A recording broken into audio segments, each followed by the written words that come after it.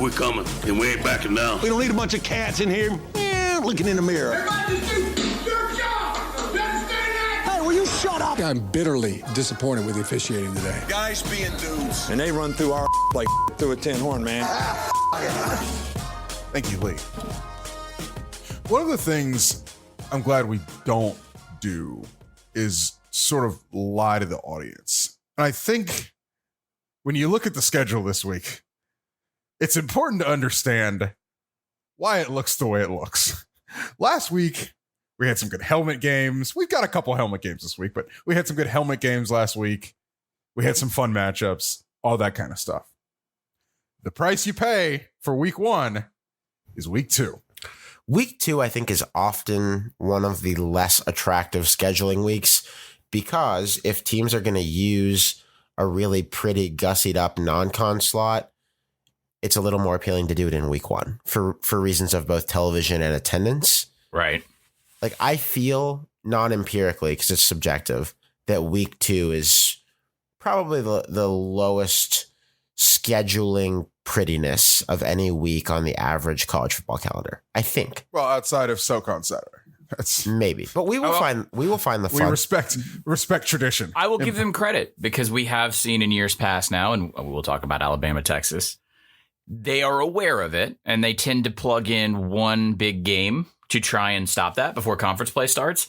The problem is, as we devour the entire animal on this program and in this community, it's just the main course. No one brought sides. Literally, no one made mac and cheese this week. Texas is the appetizer. We will get to the tasting menu and to a long buffet of today's games, but it will be all entrees. There will be no sides. There won't be any mashed potatoes, no collards, nothing like that. Before we do it, last week, before the week 1 games, was the public announcement of what has probably been a long time coming, which is that the college football playoff. Not that long time coming. That the college football playoff is going to go to 12 teams. This will happen by 2026 at the latest. That's the year after the current 4-team events contract runs out with ESPN. Campfire talk seems to be that there will be multiple media bidders. That's the phrase that gets thrown around. Been widely reported that probably among others, that was a Big Ten wish. Richard, is that about right to say? Yeah, basically the playoff didn't expand last fall when everybody thought it was going to at the time, or at one point in time last fall, because 3 conferences held it up. There are 10 conferences and Notre Dame that run the playoff, and we will get to in a second who really runs the playoff. But 10 conference commissioners and Notre Dame's athletic director are a management committee of the playoff, effectively. In that room, 8 of them were pretty much on the same page. Hey, let's expand. Big Ten, ACC, Pac-12 held it up for a couple reasons that have finally kind of become public. The Big Ten's main reason was we would like to wait until the contract runs out in 2026 to have like a blank slate to start from scratch in conjunction with a new television agreement. That's not campfire talk. I literally asked Kevin Warren that in July. The Big Ten commissioner. The Big Ten commissioner.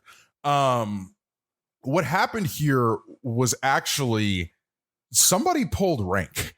So, like I said, the playoff is run by the 10 commissioners and Notre Dame's athletic director. But there is a higher body than that, which is 10 school presidents and Notre Dame's school president.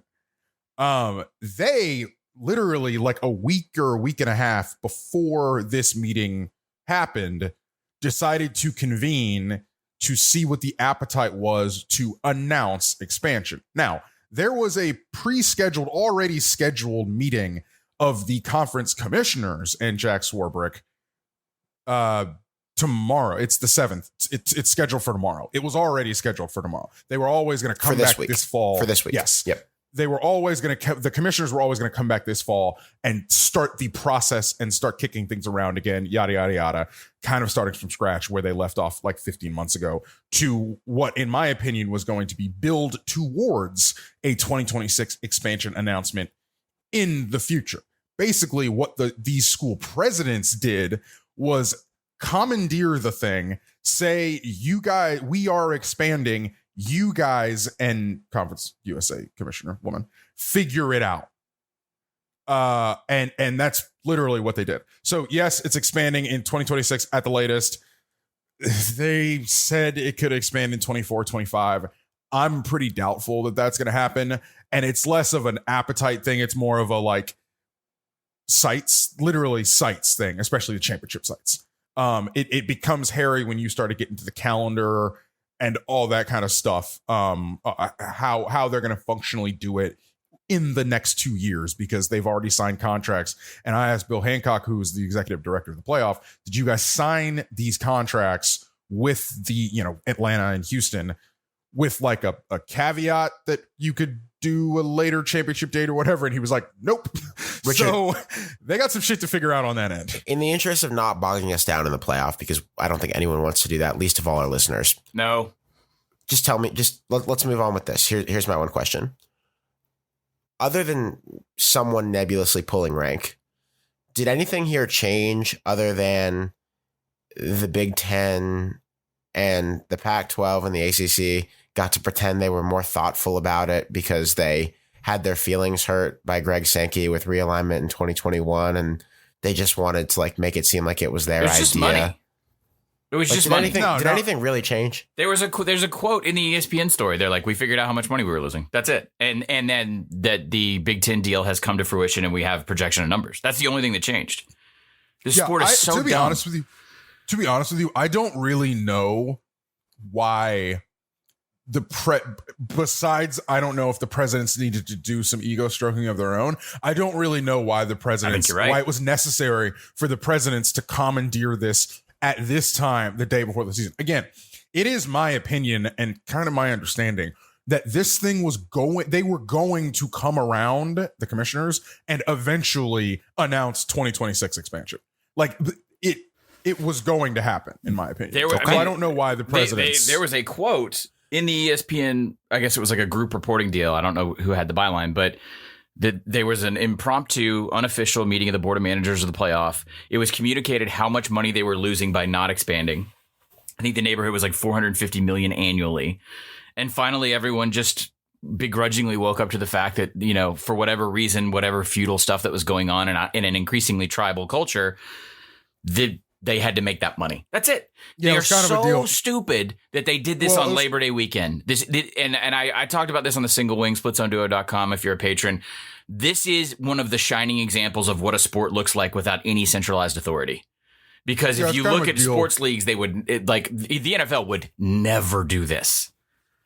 Yeah, it's kind of a deal where I think it's kind of a deal where the presidents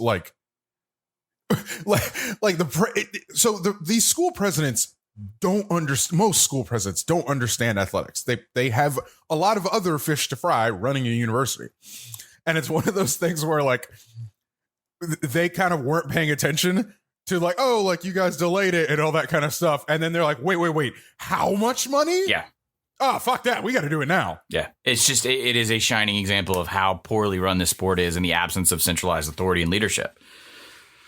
We could go on, Alex. We shall not. Good to know that university presidents, when a fire is lit under their asses, can move quickly to solve big issues facing college sports. I will keep that in mind the next time it is claimed that it's just too hard to figure out, what athlete comp should look like or something like that, because it will come up. Well, it's got a lot of layers, Alex. It's got a lot of layers. By the way, quick introductions again, because every podcast is someone's first. My name is Alex Kirshner. Oh, we're doing it this way. I like it. This is my name is Stephen Godfrey. Very NPR, Richard. Richard Johnson. Like the flair? I do. Two accents over the R. We are going to do some tone checks right now. This is a thing that is kind of fun about college football. The season is 12 games. There are 365 days in a year. You only get to see your team play on 12 to 15 if you're Alabama days of that year. And one of the things about the sport is that it is, because of that, a small sample size sport. After one more game, everyone will be 1/6 of the way through their season. After the next game, everyone will be 1/4 of the way through their season.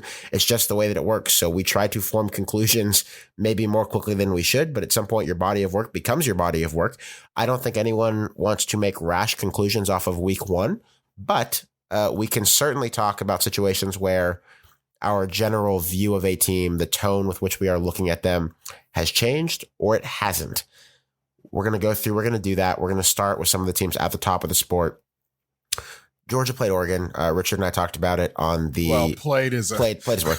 Georgia played's a relative Oregon term. Controlled showed up. scrimmage. It was a controlled scrimmage. Oregon showed up at the same stadium as Georgia, had a police escort to the stadium, went onto the field, and got some exercise. Is that accurate to say? Yeah, I think it's nice that after a long summer, I'm sure the Oregon players probably have had some beers over the summer. They may have gained a little bit more weight. I'm glad that they could go out there and run some wind sprints in a controlled environment. So this we was like Barry's boot camp.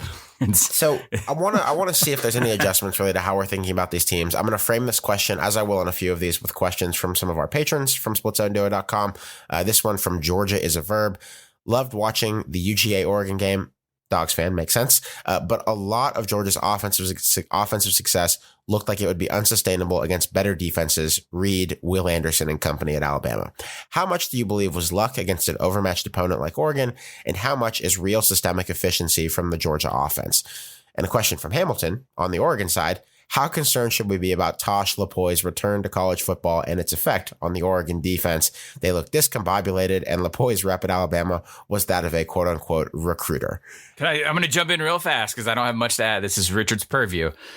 Tosh Lupoi's reputation is basically as a personnel guy, which has gotten him trouble before in his career, and yet the Atlanta Falcons made him an on-field defensive assistant in 2020.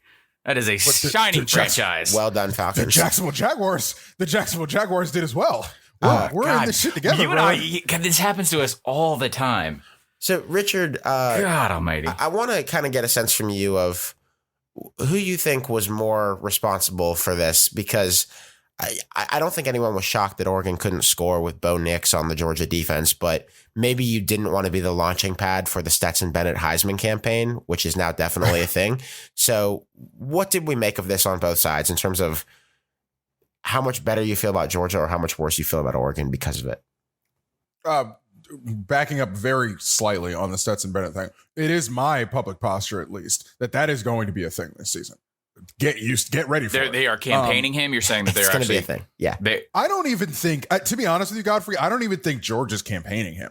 I think that it'll be pretty natural. Like and as far as campaigning goes, like Coastal Carolina is actively campaigning Grayson McCall. So I have gotten the emails already. Real fast. If you work in the industry and you're a Heisman voter, schools run campaigns the same way that like the government runs. You pick a candidate, you push them. There's a concerted effort. Richard, how many emails have you gotten on a Heisman campaign so far? It's September 7th or whatever. I am looking at the Ed Oliver bobblehead that Houston sent out the year Ed Oliver was getting Heisman hype. Shout out David Bassity.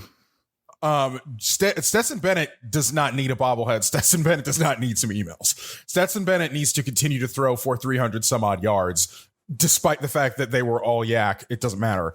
If he throws for 300 some odd yards a lot of times, and this Georgia team is as good as it appears that they are, Stetson Bennett is going to get Heisman burn. You have to understand what I would describe his Heisman candidacy would be yak.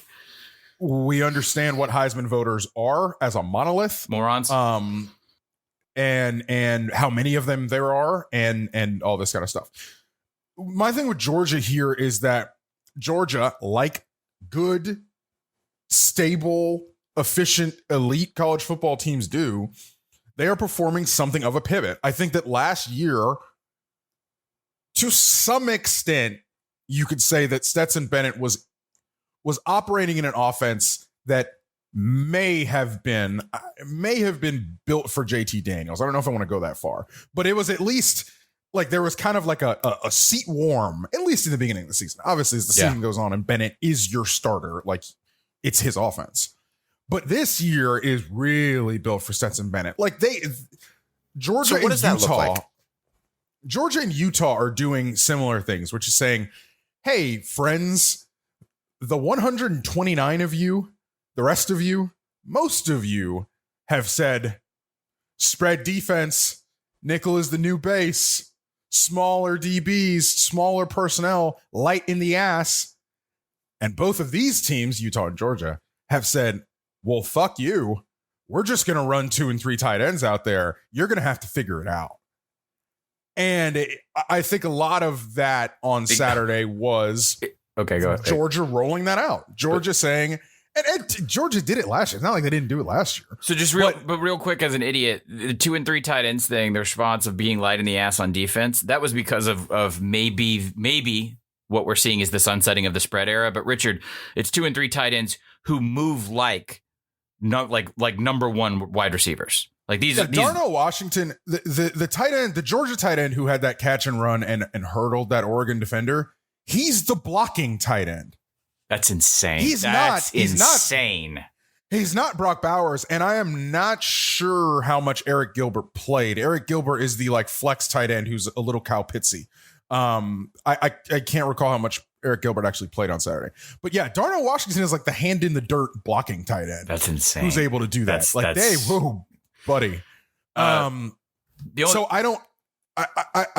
I'm more impressed with Georgia on offense, how they've been able to pivot. Georgia on defense, I mean, what was the drop off in your I mean, it's one game. It's a very skewed sample size because of Bo Nix. I think you got to see it and I think you got to see it against not Bo Nix. Hey, Richard.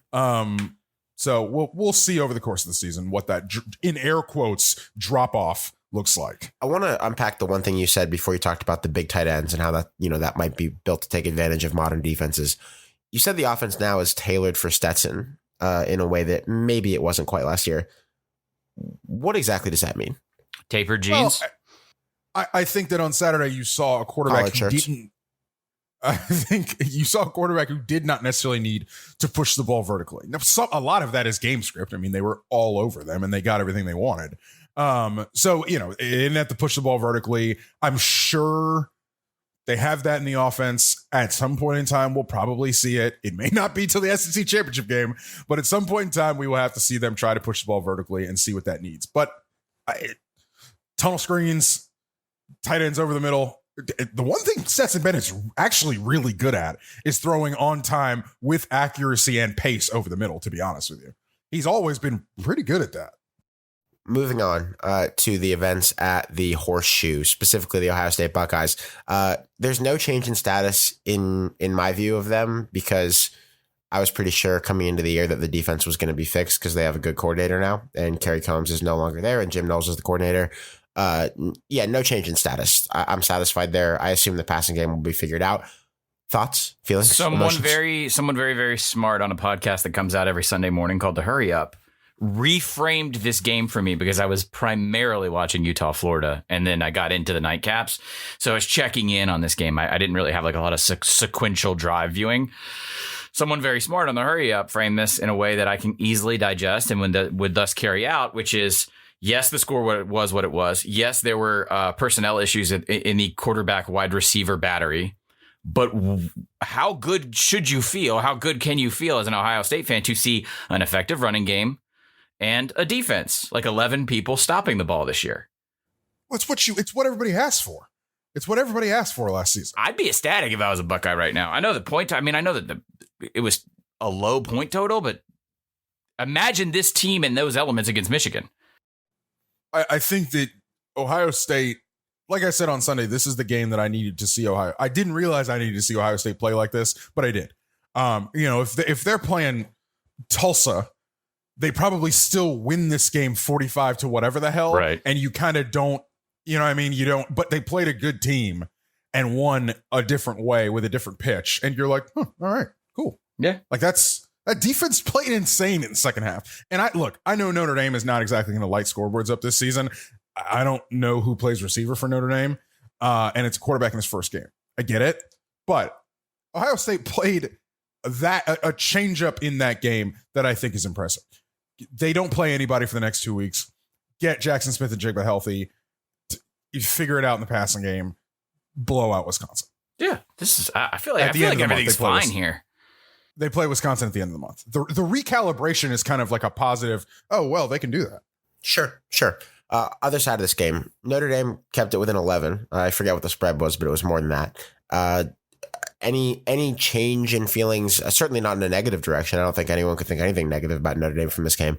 But is there any heightened optimism about Notre Dame's first year under Marcus Freeman because of the fact that they avoided getting blown far out of the water in this game? My optimism around the Marcus Freeman era right now would all be couched as long-term and stuff that's not going to develop over a single offseason, or certainly not a season opening game against one of the best teams in college football. So if we were expecting a change in narrative this early into Freeman's run, I don't think that's fair for anybody. I mean, specifically the narrative is, by the way, that they are a segment or a class removed from elite teams. Yes, they are a segment or a class removed from elite teams. They were throughout the Kelly era. They were famous for running roughshod through a schedule that was interpretable and then meeting an Alabama or meeting a Clemson and inevitable occurring. So that has not changed. Nor was that. I mean, it's not good logic to expect that change so early. And I think that with teams of this ilk in this kind of station, they are, because you know what they are when they start the season. These teams are, in my opinion, they run a campaign. They run a race, right? Over the course of the season from stem to stern.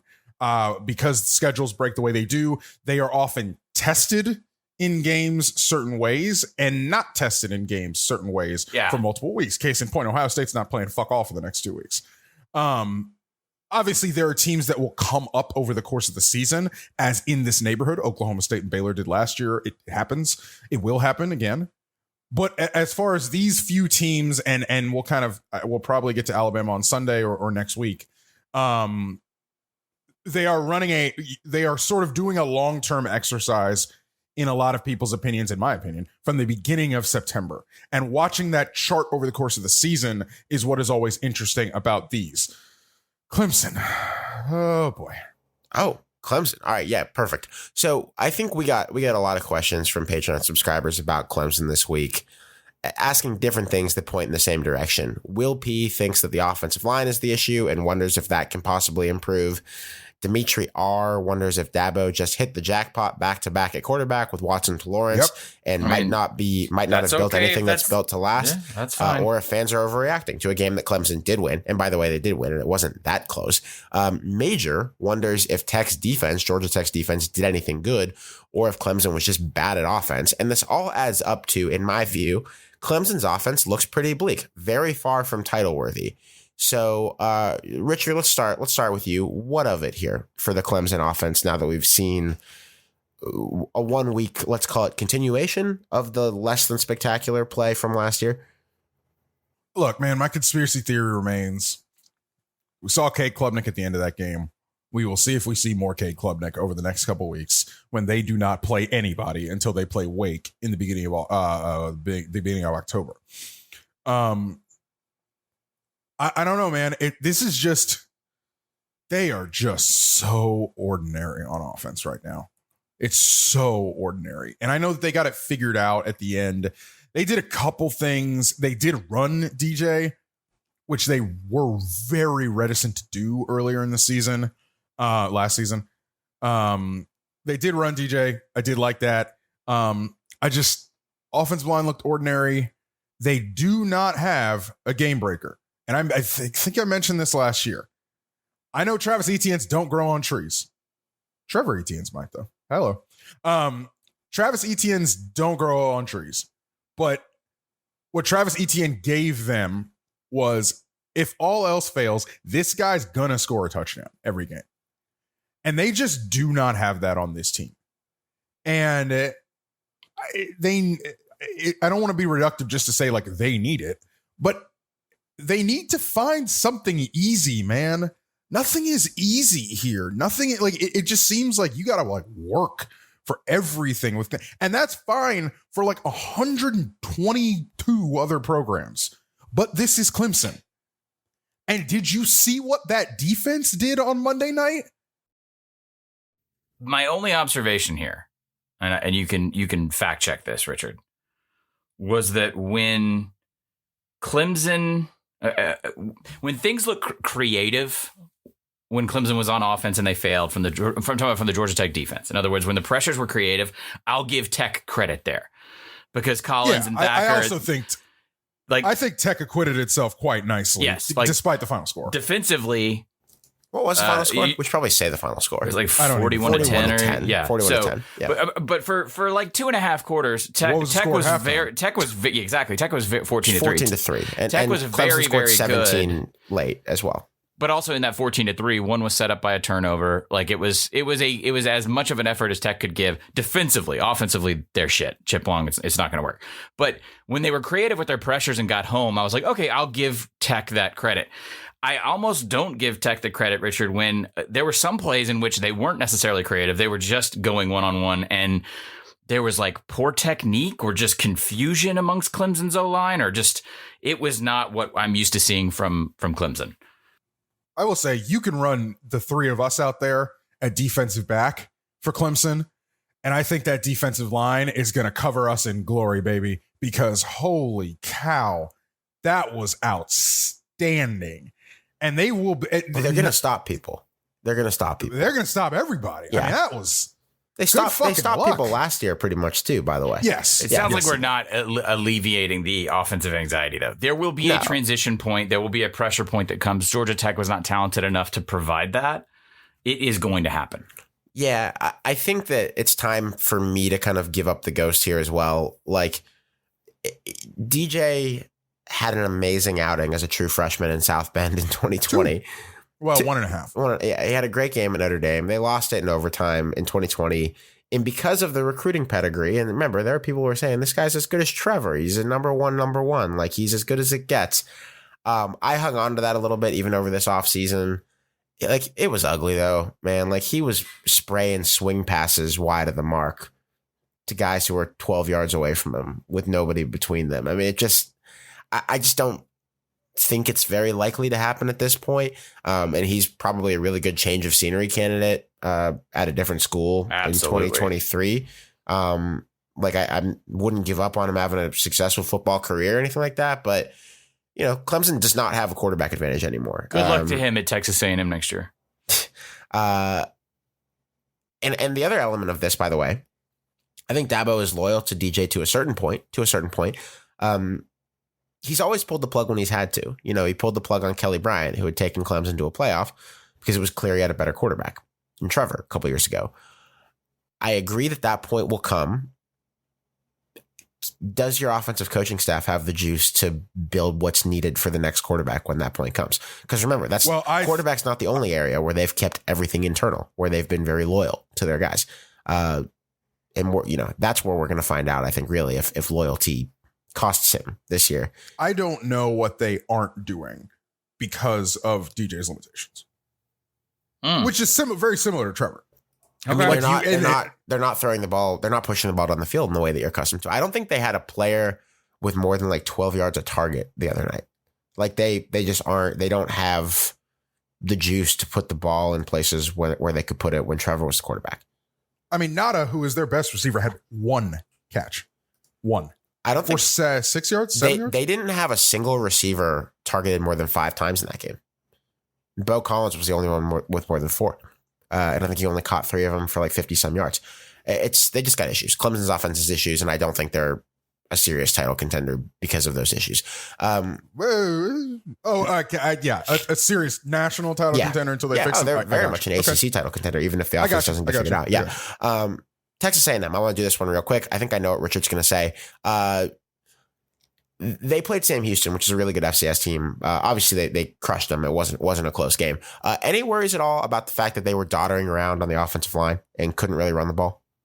No, they look like a pretty solid 8-9 win SEC team, which is Kenyon what Green they are. is in the NFL now too. They are going to be the America's noisiest 8-9 win team as usual. They looked exactly like that. One of my favorite Migos ad libs is just wait on it. Just wait on it. Just wait on it. Okay. Post Elko defense hasn't been tested yet. Curious about that. Okay. That's very fair. We're going to keep doing some tone checks. A quick break, though, to let you know some podcast business at homefieldapparel.com. This is the second week of the Split Zone Duo Home Field Shirts of the Week. Last week, we offered you a 15% discount on a couple of Pitt and West Virginia shirts that were very attractive. This week, we're going to go with another storied conference rivalry. Two teams with a long history. It's an under the radar game. Alabama and Texas. Believe it or not, home field kind of has these powers that home field can make both of these schools like kind of cool from an apparel perspective, which is an incredible feat. Home field also pulled it off with Michigan State. Home field can really do that with pretty much any school, no matter its brand identity. We have tweeted a very good kind of minimalist Texas shirt and the Alabama, and a very, very nice Alabama elephant shirt. We have tweeted them at Split Zone Duo, at Split Zone Duo on Twitter. They are pinned to our Twitter profile. We will also tweet the links again. The promo code to get 15% off either or both of these is Bevo Bama, BEVO BAMA, Bevo Bama. Yeah, two similarly situated blue bloods. Bevo Bama. Alabama and Texas. Also, if you haven't ordered from Home Field yet, A, what are you waiting for? B, use the promo code SCD20. You can't combine these, but it's SZD20 for 20% off of your first order if you are so inclined. Thank you very much to Home Field for your business. Onward with some tone checking that we have here from week 1. Let's do Arkansas and Cincinnati. That's kind of a package deal, maybe separate together to some extent. Cincinnati. Tough. I don't think they nailed. Right. I don't think they nailed the quarterback thing, and so I think this is not going to be their favorite year. I want to lay that. I want to set this table before we do the obvious kill here. There was big dumb talk from big dumb people in the big dumb Southeast all year. They shouldn't have been in the playoff. Yep. They're flashing the pan. They looked good at replacing every position except one. They looked like a Power 5 program that was taking an obvious step back because of personnel losses and will be back and consistent and good in the future, except for one position. The grievous error here, Richard Johnson, is I do think I'll turn around now and be one of those big dumb idiots and say to Luke Fickell, okay, as someone who stumped for you belonging and all this kind of stuff, it's kind of a G5 mentality to have a quarterback who is a 3-year backup on your team, so you know exactly what you got. You got the tape on him. He did an internship at Eastern Michigan. Goes to Eastern Michigan and has success, and you're like, okay, we'll get that guy back to run our offense to replace Desmond Ridder, who will probably be a starting quarterback in the NFL in like 3 weeks. So what you doing, guy? Because quarterback play, if they don't have Brian at quarterback, they win this game. Yeah, that we gotta find some. He is not finishing the season at quarterback. He's not finishing the season. I mean, you don't know what they have behind him. They'll platoon or something. I don't know, also, but here's my thing, Alex. Work the transfer market. What are you doing? You can't pull. You just went to the playoff. You can't pull a quarterback out of the portal better than this one. It does seem like there's a shortcoming of player acquisition at the most important position on the field for Cincinnati. I don't think that it was like the worst quarterback performance I've ever seen, but yeah, it was. It's just compared to Ridder, and then Richard, you can speak to specific throws and moments, and he was the difference. Well, I mean, you're going to look at that box score and you're going to say, oh, he threw for 300 some odd yards. Wait, watch it. Yeah. You got to go back and watch I watched every snap of this game. You got to go back and watch it. Arkansas on defense, a little bit of a different deal. 0 snaps of drop 8. 0. Now, I don't know if Arkansas came into that game saying, we're just going to heat this guy up in his first start ever. Well, I would have. You know what I mean? I think, and we'll get to this later, but Arkansas plays South Carolina this week. I don't know if they're going to be different because I think South Carolina has a quarterback that you may want to just sit there and let him come to you. Yep. We'll get to that. The gamblers are not. The gamblers have not figured that out yet, by the way. But Arkansas did pretty much everything you want in that game.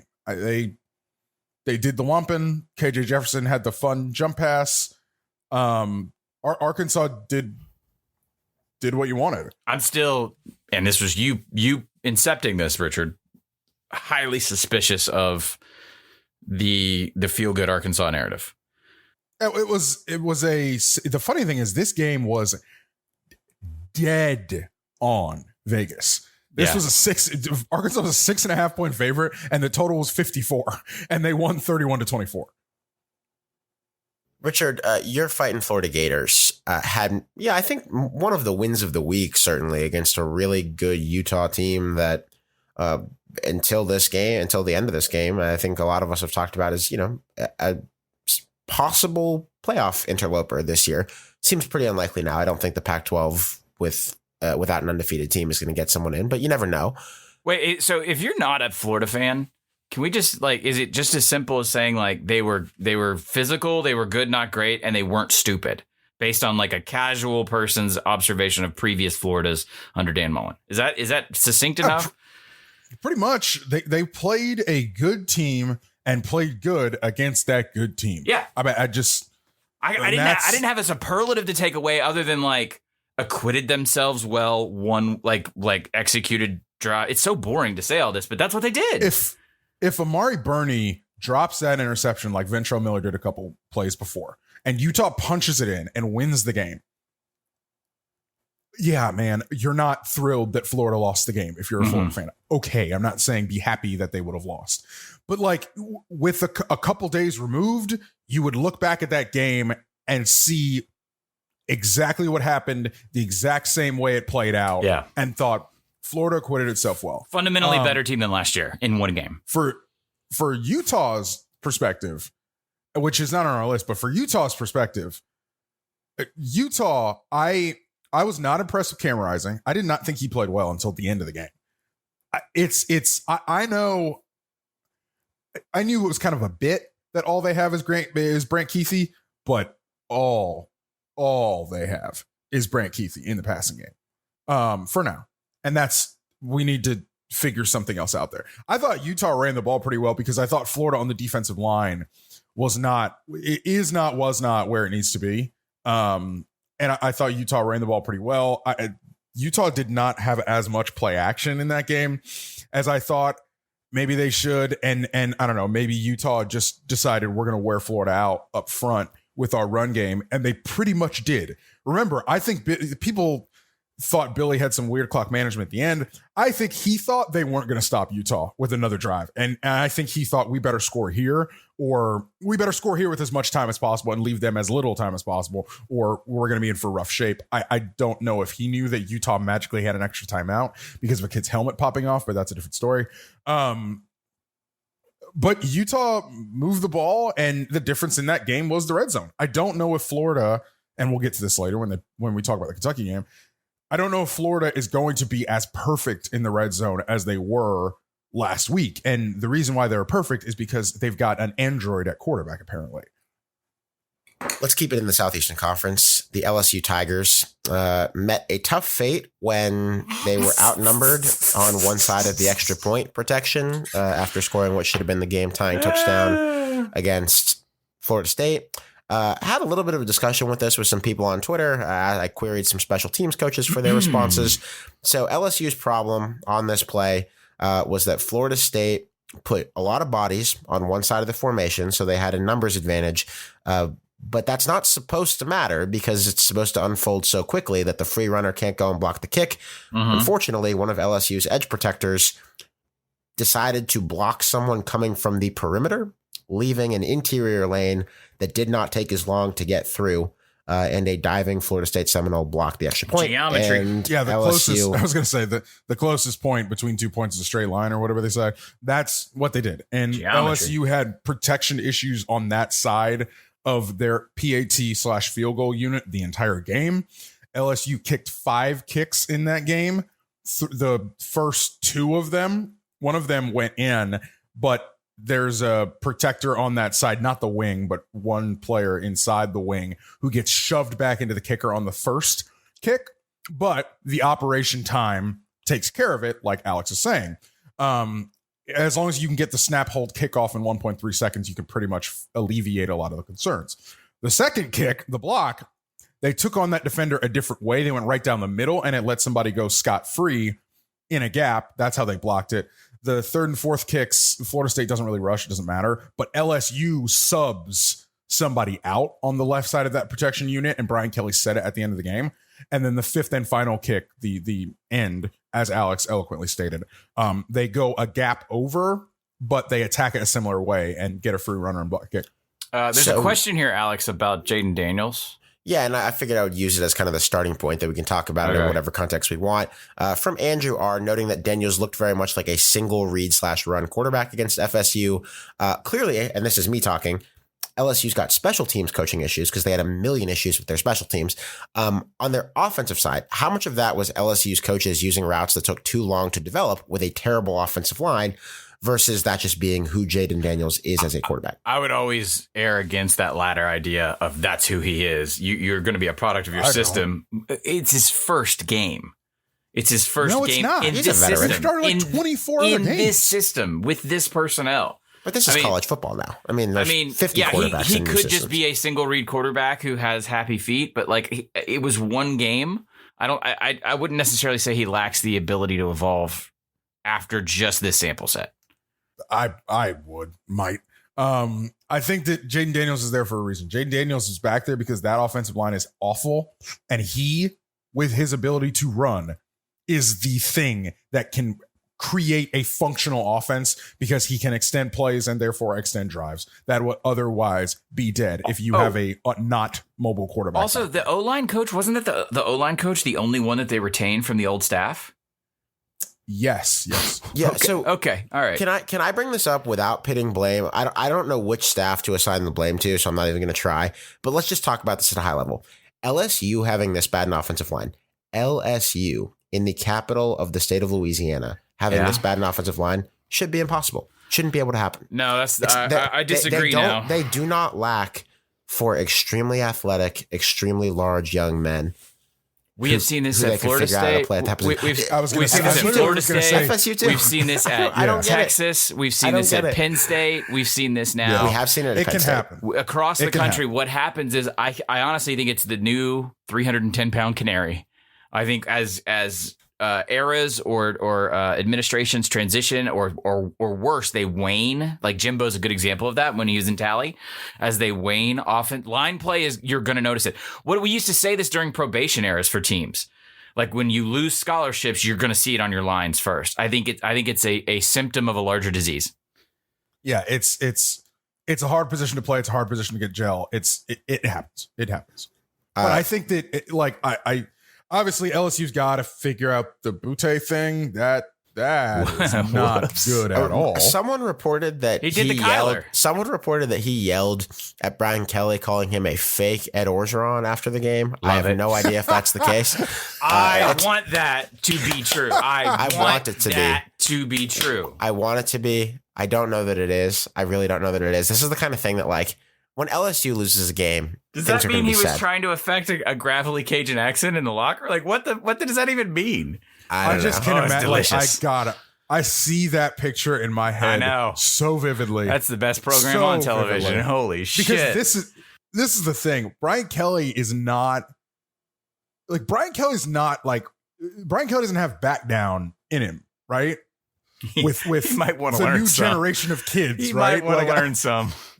Oh my God. That dude is winning battles to lose a war right now with the bullshit at the press conference the other day about calling out some reporter.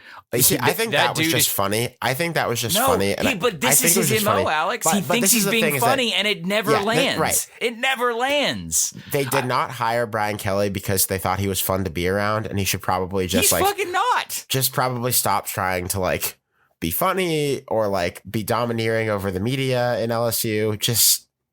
Do you know how you dominate media in the Southeastern Conference? Just take a clipboard, Brian. There's one way you dominate the media in the Southeastern Conference. There's exactly one. You fucking win. I thought you were going to say threats. No, if Nick Saban went on a 6-game losing skid, Tuscaloosa would eat his ass alive. That's how it works. It's just one metric, which was that's why it was so funny. The reporter was like, if you'd win, I'd be on time. And then Brian Kelly didn't just laugh either. He was just like, well, I don't think it has anything to do with winning. He got his dander up. Yeah. Okay. I think Yankee. that LSU, I think that the thing that is disconcerting the most, I think, is the special team stuff, because I think a lot of that special team stuff is coaching. And one of the things I do not expect a Brian Kelly team to be is poorly coached. You did sell that off. Yeah, you sold that in the offseason to me. You can say whatever you want about Brian Kelly, the guy, and all that kind of stuff. I don't expect them to be out there poorly coached. And that special team stuff, that's not good coaching. It was bad coaching. Great segue, Richard. Speaking of poor coaching, the North Carolina Tar Heels. Well, I guess poor coaching on at least one side of the ball. I don't think the problem is offense. I do. Actually, I'm gonna be honest with you. I think I know what you're gonna say. I talk to coaches for a living, and ask any defensive coordinator in the country if they want to work opposite that system that Phil Longo runs. So, look, the status quo, the situation at North Carolina is the offense scores incredibly quickly, and then the defense surrenders scores incredibly quickly. Just want to continue to remind people who the defensive coordinator at North Carolina is. It's Gene Chizik. Did we expect it to be this dramatic? I forget. They fired Jay Bateman in the offseason, and Bateman, who's now the linebackers coach of Florida, they fired Jay Bateman. Basically, they said, "Hey, look, the issues are here. We have the talent. We have the personnel." By the way, if you look at ACC recruiting, North Carolina should not be this bad. I don't care what. This is why I'm starting to think well, maybe it's the scheme on offense is just burning out the defense. When you look at ACC recruiting, look at where they rank in states like North Carolina, Virginia, across that sort of breadbasket area just north of where the SEC dominates. They shouldn't be this bad, flat out. Also, what's your exit strategy going to be? Because you have to have an exit strategy now for a 71-year-old coach. He's not going to turn this around? No. And was he going to stay for 4 more years? He's not. I just think this is what you have until you decide you don't want it anymore. Okay, if this is what you have, Alex, how is this different than they're a higher point total Larry Fedora? It's the same thing. This is always an is always an overpromise, underdeliver program in college football. Always. Well, actually, Stephen, that was the fault of the media last year. Oh, that's right. And this year, the media is, according to Maca, might be underrating North Carolina. I can just remember watching the Butch Davis team against LSU in 2011 in the Georgia Dome, and you're just NFL player. I'm just saying. I look at North Carolina's schedule, and I could find 10 wins out of this bullshit. Alex, would you like to take? Are you giving me a 10-win North Carolina? No, Richard? I think in 8. I think 8 is likelier. But I'm going to tell you. We're recording this, right? I'm going to tell you who the last 10 teams are, and you tell me that this team couldn't bullshit its way into 10 wins. Are you doing the Godfrey while schedule giving up special? 40 points a game. Let's go. Georgia State. Off. They could lose that game. Notre Dame, they will lose.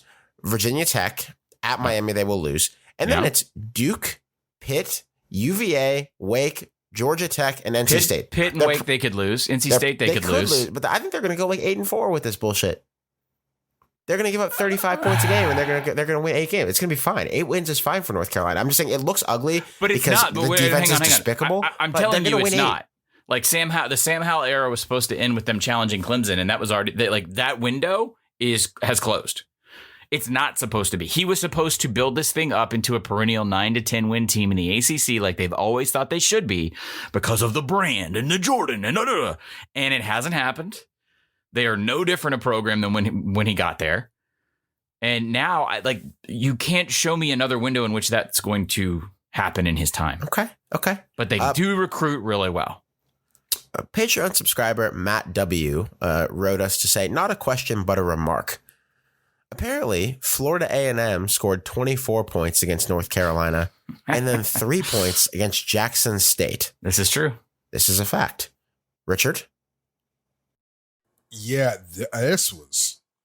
I cut the TV on. I was on a plane. I got down and I turned the TV on at the end of the second half, and I was like, whoa. Remember, this is a FAMU team that Jackson State beat by 1 point last year. And it was the difference between FAMU going to the Celebration Bowl and Jackson State going to the Celebration Bowl. They bludgeoned that FAMU team. And I believe a lot of the eligibility issues that plagued FAMU in the North Carolina Week 0 game that they acquitted themselves quite well in, to be fair, given the issues in the first half of that game.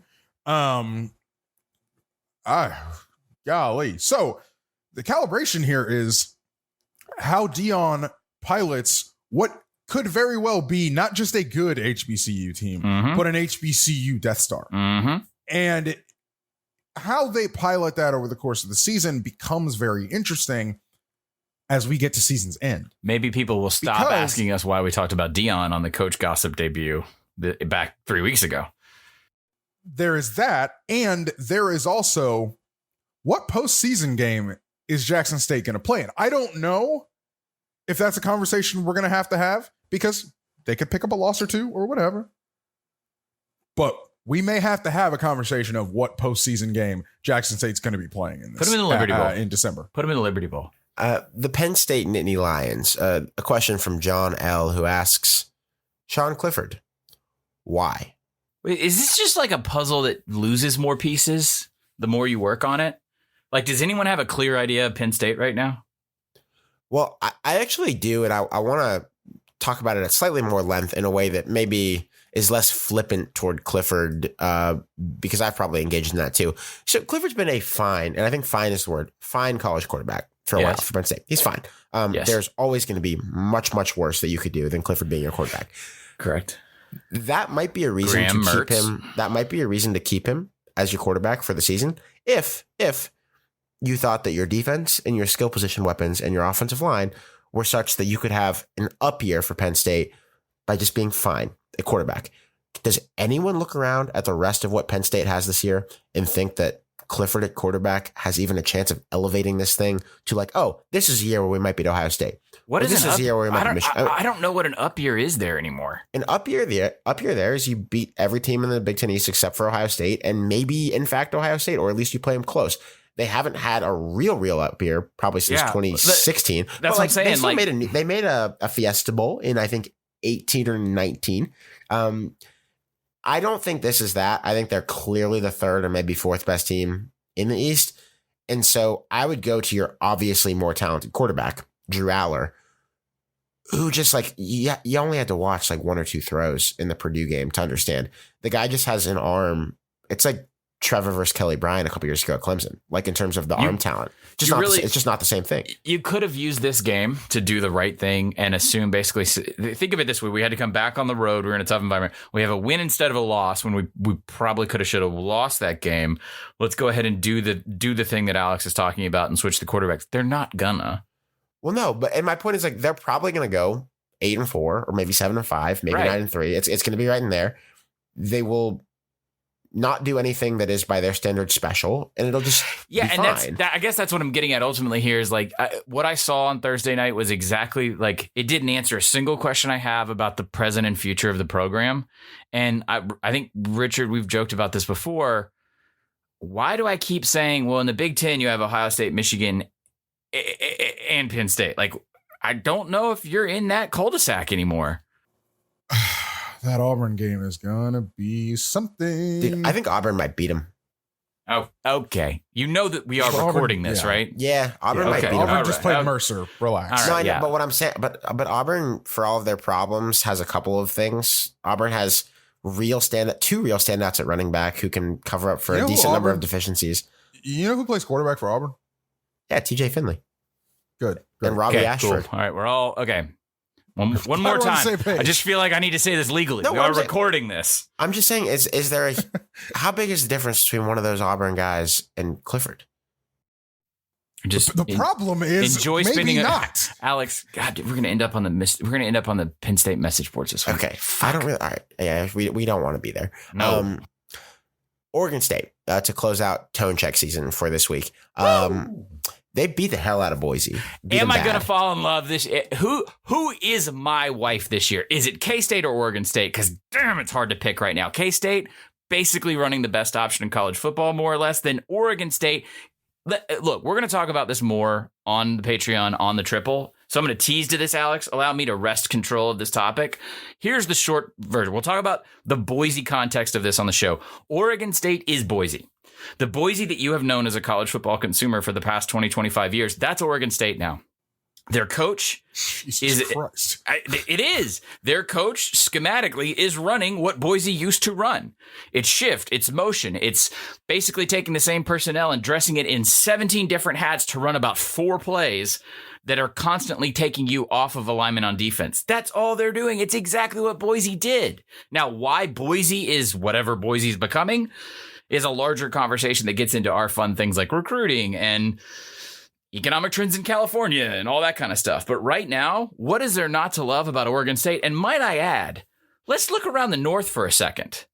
We don't know how far this thing can go. I'm all in. Give me a chainsaw. Let's get 10-win Oregon State. Let's do it. I'm there. I'm so It'd be there. fun. I will go to Corvallis. By the way, did you like that their stadium's under construction? Like very Yes. under construction. Yes, very much when so. it's like a parking lot. The opening shot of the game, right when they like show the announcers, like Beth Mowins was like on the field. Yeah, it's- when they opened the game, I It's was like, super where are fucked they? up. Yeah. And then she was like that the stadium's under construction or whatever. I was like, wow. They were in a trailer 2 miles away because that was the only place they could put. No, I mean, it was like I was looking at shots of it and then looking on Twitter. Like, we're not making fun of OSU as a program. Like, this is, they are doing a bunch of stadium renovations to have a better facility. But, you know, sometimes it takes time. And so it looks goofy as hell. San dude. Jose State is too, and it looks even goofier where it's just like you're just playing in a construction site. Is that still happening in San Jose, Alex? Because I Yes. think this will be the 3rd year that their stadium's under construction. That may There's- Are just they one of those? that may are just be they the one of Teamsters those- embezzling. Are they one of those? We built a stadium on a fault line. Whoops. I think that's every school in California. I don't No, but Yeah, it San could Jose, I'm pretty sure San Jose State's has been under construction for like 3 years. That might just be like a mafia labor union situation there where they're skimming off the top. Shout out Labor Day. Vested Interests featuring our friends at BetUS. It's brought to you by BetUS, sponsor of the show this year. Promo code SZD at betus.com will get you a deposit match of up to 200%. Sources say that's a lot. We like to use Vested Interests as an entry point to talk about the games. You guys know that. A little action could be your thing. Maybe it's not. It's very much my thing. That's just my thing. Obviously, if it is, play responsibly, have fun. And if you're like me, use it as a way to find teams you love and hate.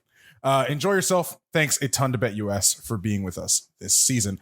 The public goes 1-0. Again, it's a problem of sample size. The public goes 1-0. Congratulations to the public. Godfrey and I went 1-1 with Boise getting beaten pretty handily by Oregon State. Alex is 2-0. That's right. Whoa. Good job for Alex. He took Coastal with minus 2.5 and Coastal won by 10. Yeah, so we're sticking with fading the troops this week. I want to say That's going to get clipped. Army is So Army is a 2-point favorite against UTSA at West Point this week. Wait, Army is or UTSA is? Army No, is, what did I say? Army's the underdog. It's UTSA minus 2. Yes. Excuse me. Correct. Yeah. Yeah. Yep.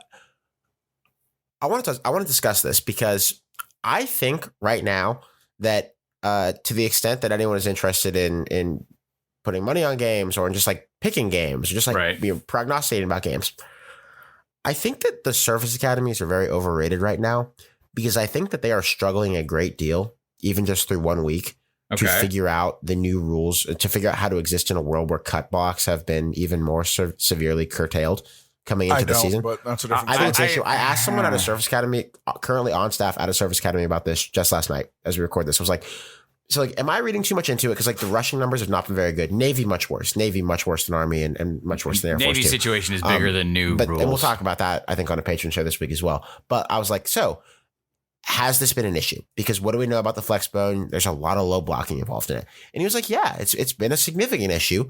We cannot get guys on the ground on the perimeter anymore. Because these rules, like, and cut block rules have changed periodically. They changed, I think, most recently in 2018, but they tightened them up again this year.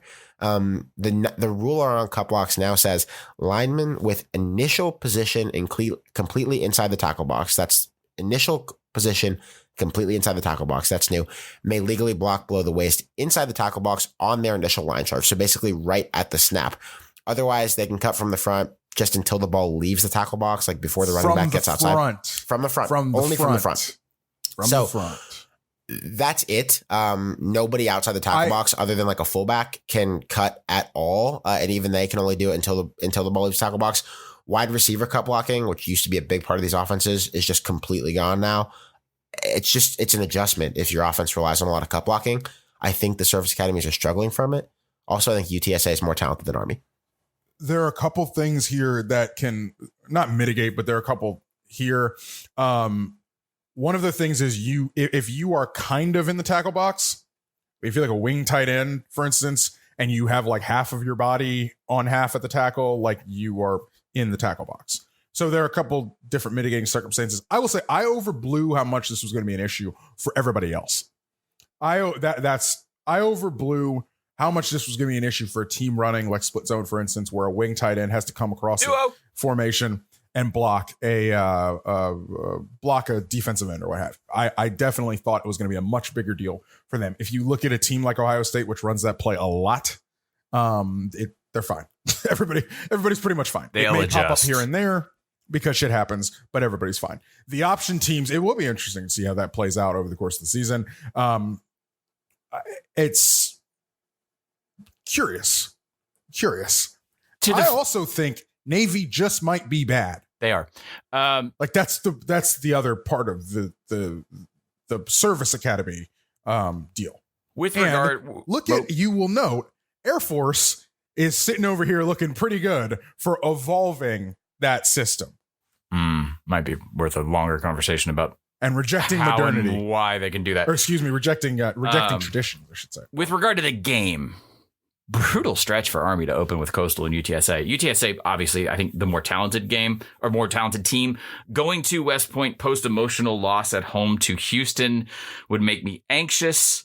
I look at a couple things when a team is coming in to West Point or to Annapolis to play these teams. UTSA was 4th nationally in turnover margin last year and 16th in red zone conversion rate. So if you are not turning the ball over and you are completing your drives, you are more talented, you should win these games. They had 1 interception last week. I feel better about this. Normally, I would pick Army as a trap game here. I do not think that's going to happen. Yeah, I'm on UTSA to cover here. Yeah. I am too. I think that I just think I think Army is playing these more athletic teams at a time when it's dealing with the cut block thing and whatever else. And I just think it's a lot. Richard, which way are you going here? I'm taking the Meeps. Okay. So we're all on the Meeps. The Twitter vote is overwhelmingly on the Meeps as well. We post these on Twitter every week. It's part of our pick'em game that we're doing with BetUS. We're all in the Meeps. We're all fading the troops. So shame on us, I suppose. The other one that I want to talk about here, Alabama is -20 in Austin against the Texas Longhorns. And, I think SP Plus has this at like 19. It is a lot of points. And, Lord knows that talent has never really been Texas's problem. Like, yeah, we all understand that. But did anyone catch the way that Steve Sarkisian was talking about this beforehand in his press conference this week on Monday? I wish I would have saved the tweet or liked the tweet so I could call it back up. Someone said he was likening it to treating it like a high school jamboree, which if you are not familiar with that term, some people might not be familiar with that term. It's when high school teams get together before the season and scrimmage against each other, usually multiple high school teams at one location. They just kind of turn it into like a day-long event. I might be reading too much into this, but I'm thinking about is Sark thinking about damage to a young promising quarterback by just leaving him in to be beat to death throughout this game?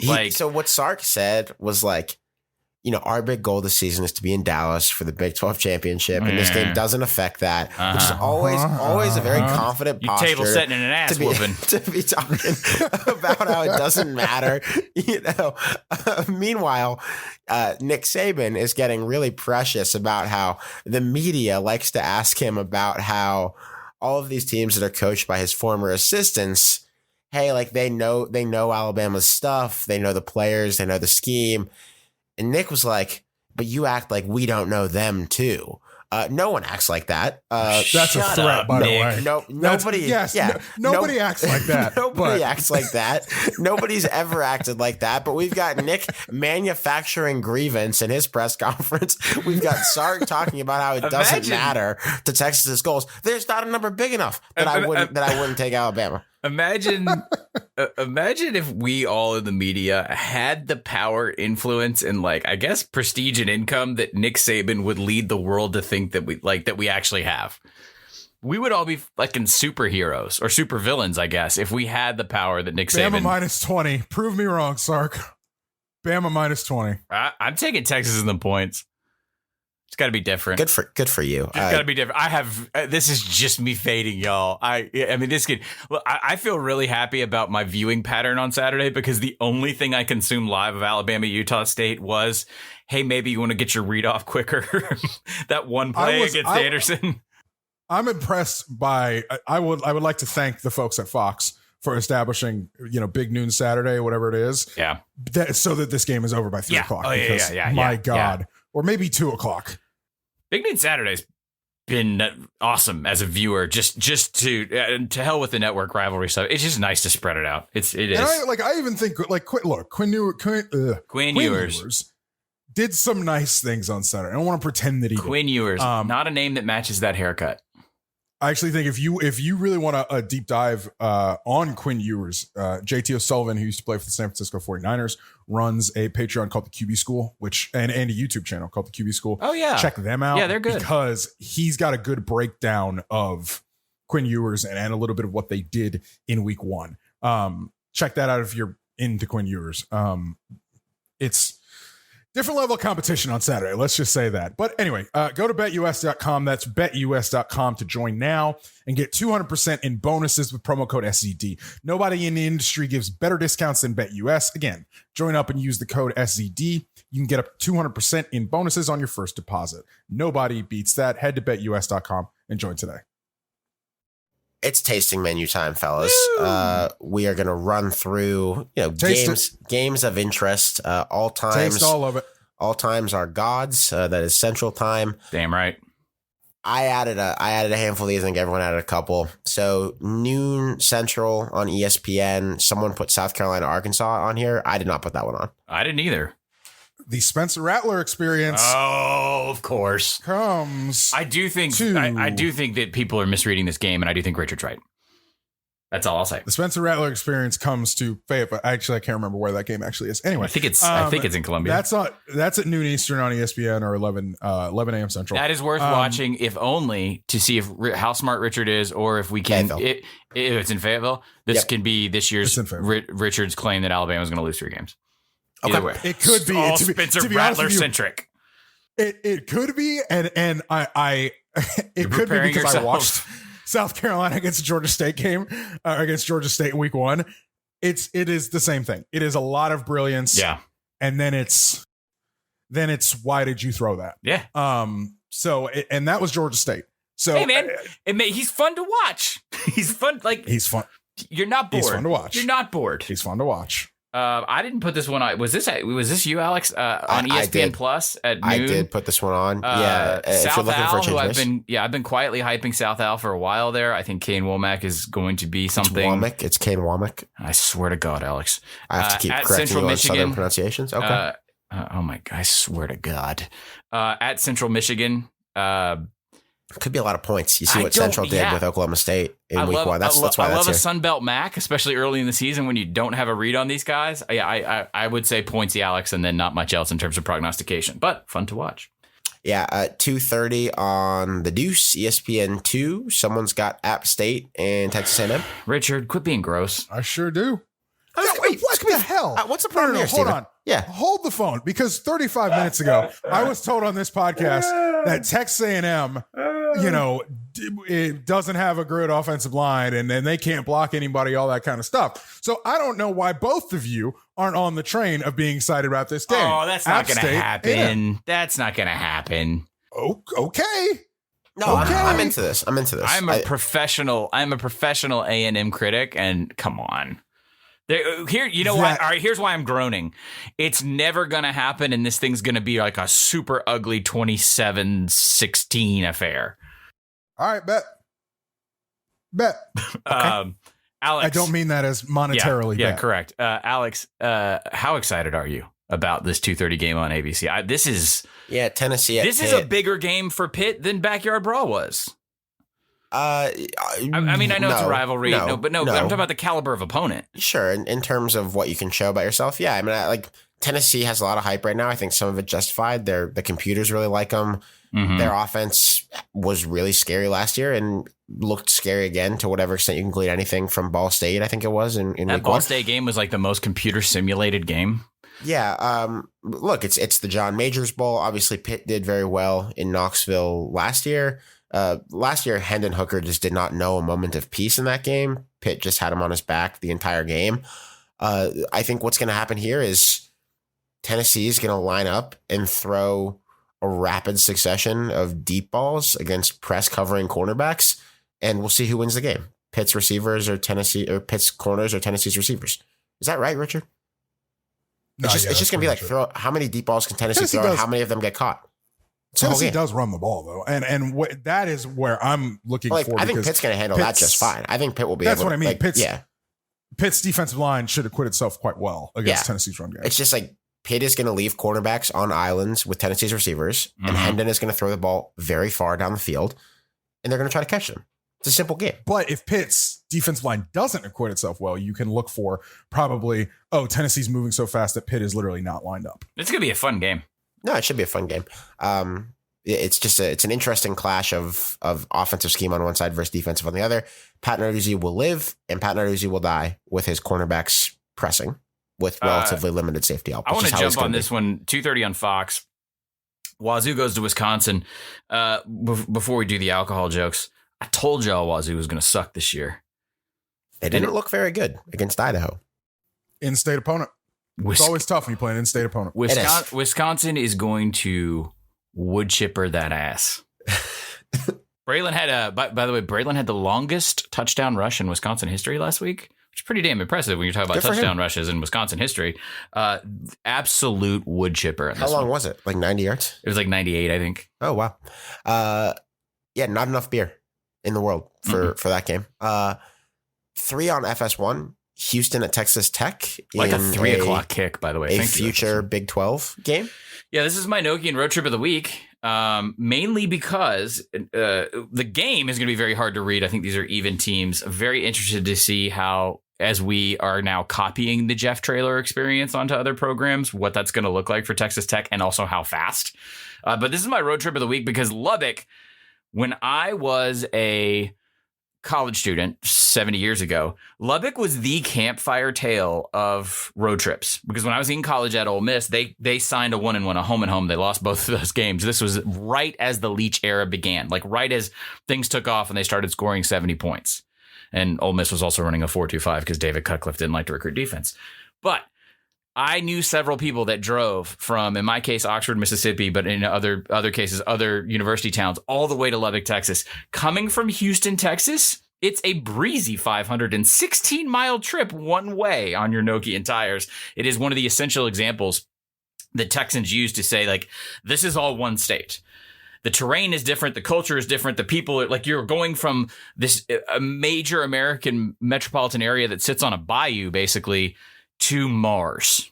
Just full stop, Mars. If you've never been to Lubbock, I've landed in Lubbock at night and thought I was in like a different, like it's like science fiction. So that's why I picked this one. Also, it is going to be a hard read. I will be watching it. And I don't know what to think about Houston after going down 21-7, rallying and basically looking exactly like UTSA, because I may have said there would be something better this year. Yeah, we'll find out. Richard, I think you put this one on here, 6:00 ESPN. 6:00 ESPN, Kentucky, Florida, in the Swamp. What do you think about this game? I have a story on Will Levis. I think Florida's going to win this game, because Kentucky has a host of issues on offense that actually have nothing to do with Will Levis. Chris Rodriguez is still Chris Rodriguez is still out, which is one thing. All right. Kavasier Smoke played really well on Saturday at running back, which is another thing. But then Kentucky lost its, I guess, on a real depth chart, 3rd and 4th running back to injury as well. Not great. Offensive line. They put out a unit on Saturday that I don't think anybody had started a game. And the big thing there was replacing Luke Fortner at center, who now plays for the Jaguars and is starting on Sunday as a center, which should tell you how good Luke Fortner was last year for Kentucky. Kentucky's already jumbling the offensive line. There are issues on offense for Kentucky that I do not like for them going into this game at Florida. This is honestly not as much about Florida's competence or whatever they showed against Utah, as much as it is, I think Kentucky is evolving is the most charitable way to say it. And Kentucky is not anywhere near a finished product because of all of the moving parts on offense that they have to deal with. In the entire history of this game, this is the most interested I've ever been. I know there are years in which you're like a kind of a LOL, watch this, if Florida feels susceptible, like in the Mullen era or something, but this is evenly matched and really interesting. I also have something up at Sports Illustrated by the time you listen to this at Sports Illustrated about Will Levis, Kentucky's offensive restructuring, where the NFL stuff has come from Will Levis, all that kind of stuff is at sportsillustrated.com, sinow.com, excuse me. 6:30 ESPN 2 is going to be my road trip because I'm just curious. Arizona State and Oklahoma State. Oklahoma State came out in week 1 and did business the way it's supposed to be done. And I'm very curious if that is going to continue against Arizona State. I'm intrigued. So I will be hightailing it from Brooklyn to Stillwater. God, that is a road trip. And that's my Nokian road trip of the week. Okay. I'm going 6:30 SEC Network, Southern at LSU. This is my Nokian road trip of the week. I'd just go and eat. You know, Richard, you and I have LSU tailgated together before. Shout out to the Death Valley Adventurers. I think that we have experienced kind of the peak of college football tailgating. This is Baton Rouge on both sides. It's I was about to say, do you know how long your road trip is? Yeah, it's 15 minutes driving. It's 10.2 miles straight down I-110. So you're going basically from the north side of Baton Rouge. So it's a short road trip. And look, the Nokians are designed to take you much farther. They can take you much farther, but everyone needs a warm up. We all run errands in terms of distance from time to time. And this is a bunch of Louisianans making things in pots that a northerner like me might not even know could have been made in pots. And you're just going to find these things out. You're going to eat very well. Maybe not the best for my shrimp allergy self, but have a good time. We'll have a great day. Please don't kill Alex, guys. Please don't kill Alex. Also, the human jukebox is here. I do not know that the game is going to be great, but the pageantry will be second to nothing from a tailgating. Alex, did you from know the Tiger Band, the tailgating, the Tiger Band, the human jukebox? It'll be a great day. It'll be a great day all around. Did you know you had a shrimp allergy before or after you went to LSU? I got a sense of it there, and then I learned for sure later. Richard knows the story. Richard was in fact directly involved in this story. If you ever go back to tailgate, and I'm not kidding, like when our kids are in a big crowd in public now, we literally write our phone numbers down their arms in marker. Like you need to have a sign that says shrimp allergy. I'm not kidding, dude. Like it's in everything. One could say it was literally my fault. One could say that if one wanted to. I wouldn't. I would never put that on you. 7:00 on Big Ten Network. Hawaii at Michigan. I'm morbidly curious about this, and I do mean morbidly. This could wind up. Are they going to cover 51.5? No. Well, that's the thing. This is the worst roster in college football. It's a 50. In some places, it's up to 52. It might be the biggest spread of the year. Yeah, it's gonna be. By the way, can I just insert myself real fast? If anyone says a negative thing about Timmy Chang until 2025, they don't understand college football. You can put all of this on Todd Graham and then also like the stadium issue on I guess the state of Hawaii. If Hawaii wins one this year, job well done. This is the biggest hole or year zero I've ever seen. 9:15 Central on ESPN. I think this is a good night, like late one. This is a really good game that I am going to sleep through, DVR, and watch at 6 a.m. Baylor and BYU. Very excited about this. There's some overlap there. So Baylor's offensive coordinator, Jeff Grimes. Yeah, it's the Grimes Bowl. Via BYU. It's the Grimes BYU Bowl. looked very good, I guess, as you'd expect against USF. Some of us in a gambling perspective, I think Baylor was playing Albany or something, or maybe Baylor was probably playing a high school team. It's week one. It's Baylor. I thought maybe USF would look better, but that's a conversation for another day. I don't know how to feel about BYU in terms of an upset here. I am very bullish on Baylor and very excited for this game. 9:15. That's a bit much. I'm excited for this. And 10 on FS1. Last one here. Sick. I'll bite. Disgusting. No, I'll bite. 10 I'll bite. o'clock. No, I'm not talking about the matchup. Oh, no, you're I'm talking about the fact that kickoff time. it Yeah. starts- Oh, yeah. talking about- So remember, talking about it starts at fucking midnight. Mississippi State. remember, also, jokes since- aside, we know why it starts so late, right? Yes. Because of state Wait. law in Arizona. Oh yes. No, it is a thank you for heat the reminder. advisory situation. Yeah, Yes. this is a heat situation, and look, hey folks, Probably shouldn't have killed the planet. I have my certified Mississippi card with all the stamps on it. I spent a decade there. It's not the same. It's not better. It's not worse. It's just not the same. The daytime 230 This is humidity state heat in at Starkville. Arizona. Yeah, sorry. Yeah. Mississippi State goes to Tucson. I've been to Tucson in summer. I've lived in Mississippi. It's just not the same. That's all I'm saying. There's a reason it's being played at night. I had a lot of fun in Phoenix in February when I went, but I did play a golf course that was like not just in the Phoenix desert. It was like in the desert. Yeah.